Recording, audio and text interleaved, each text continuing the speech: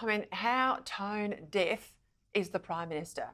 First, in the middle of a housing crisis with rents skyrocketing and vacancy rates around 1% in our major cities, he moves to sell his investment property, and to make that happen, he kicks out his tenant. We're just looking for a little bit more of a considered approach rather than just be issued a piece of paper from the real estate agent. I'm surprised as this doesn't seem consistent with the messaging in the budget this week. Now, with most young people in despair about ever being able to afford a home of their own, at least without the bank of mum and dad, there's our Prime Minister buying a new $4.3 million clifftop home on the New South Wales Central Coast, a couple of hours north of Sydney. Now, as a Liberal, and a Liberal who believes in aspiration, well, good on the PM for adopting the Liberal way. Only this is not what he, as someone from Labor's hard left faction, wants others to be able to do, is it? Indeed, modern Labor's mantra is to hold you back, to punish you for aspiration, to tax you as hard as it can. So for me, it's not about the fancy house as much as what it says about Anthony Albanese. Now, what screams out here is Albanese's absolute lack of political judgment in doing all of this right now. We are living through some of the toughest times that Australians have ever faced, struggling to pay their rent, struggling to buy a home, to put food on the table, to pay their power bills. The Prime Minister doesn't need to throw out his tenant now. He doesn't need to buy this $4 million plus trophy home now. He doesn't need to make himself the story now. But the fact that he does it, all while living rent-free in his taxpayer-funded mansions, at a time when everyday Australians are struggling as they are, well, that speaks volumes about his grasp on political reality.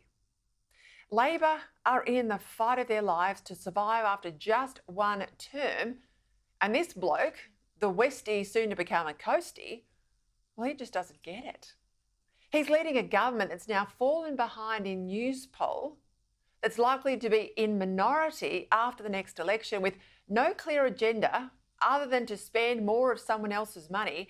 And instead of focusing on running the country and making a difference, he looks like he's focused on his retirement lifestyle. Now, it's the obvious question, isn't it? That no amount of prime ministerial bluster can quite dispel. Well, Jodie and I are getting married, as is known, and I'm pleased about that. And Jodie's a Coastie. She's a proud Coastie. When your relationship changes, your life changes and you make decisions. Then there's the Voice, committed to it in full. His very first public utterances after becoming Prime Minister. Well, apart from staying in office, the Voice is about the only public policy issue that's really engaged Anthony Albanese. And he's never really regained his mojo after its defeat.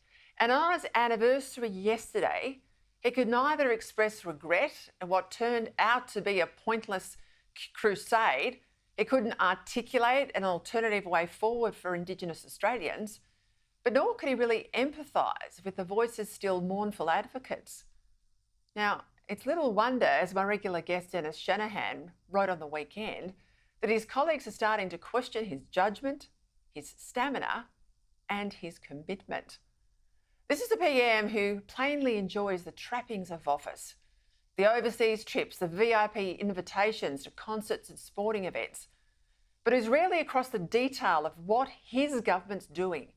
He doesn't seem to exercise much control over his ministers, and he doesn't seem to have any plan of the future of the country and the government, but he has plenty of time to make these multi-million-dollar personal investments. Now, what kind of look is that?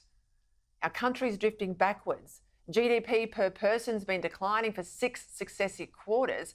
Our productivity is back to where it was 5 years ago, when the industries that we rely on to pay our way in the world are regarded as climate killers by his government. And we're in the midst of a so-called energy transition that's delivering higher and higher prices, plus the likelihood of power blackouts. Look overseas.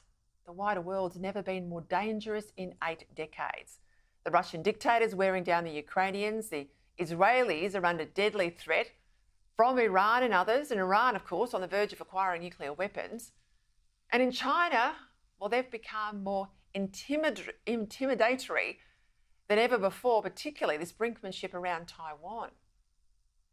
Now, you could say that all of this might be fixed with an election of a much better government, sure. If only economic self-harm, military neglect, and cultural self-abasement were so easily fixed. But nothing much is going to improve with a Prime Minister who was probably never really up to the job, who's rarely given it the 24/7 focus it needs, and who's either in the process of checking himself out or who's totally oblivious to the impact of his own actions and inactions on the wider public, because he's only ever lived in a student activist lefty bubble. This is a government that says it's concerned about housing affordability, but its leader, Mr. Clifftop Mansion, well, he can seemingly bankroll a $4 million plus holiday home, and honestly, he thinks this is okay. Right now, he thinks this is okay. Now, he will think that he can just trot out that line about growing up in a housing commission home with his mum on welfare to smooth it all over. But here's the reality. Albo's now lived out of that housing commission house longer than he's ever lived in it. And frankly, people struggling now are sick of the way he uses that story to try and show empathy when it's what he does in the biggest job, at the biggest desk in the country, that matters. Show people some empathy now, Prime Minister, when you've got all the levers you have to help them, rather than go on and on and on and on again about your mum and her home. The issue here is negative gearing. Indeed, the fact that the Treasurer plainly wants to fiddle with negative gearing and the capital gains tax rules, is that the very reason he's buying and selling now? Is this all because he wants to make the most of the rules before he changes them? Or is he just entirely oblivious to the optics of his actions? It's hard to imagine past PMs more attuned to the public mood. A Bob Hawke or a John Howard, let's say, making unforced errors like this. Certainly not in their first term. As I said, Tony Abbott didn't even get rent for the home he wasn't living in when he was at Kirribilli House. But it's a sign of the sad decline in our public life that this is who leads our country.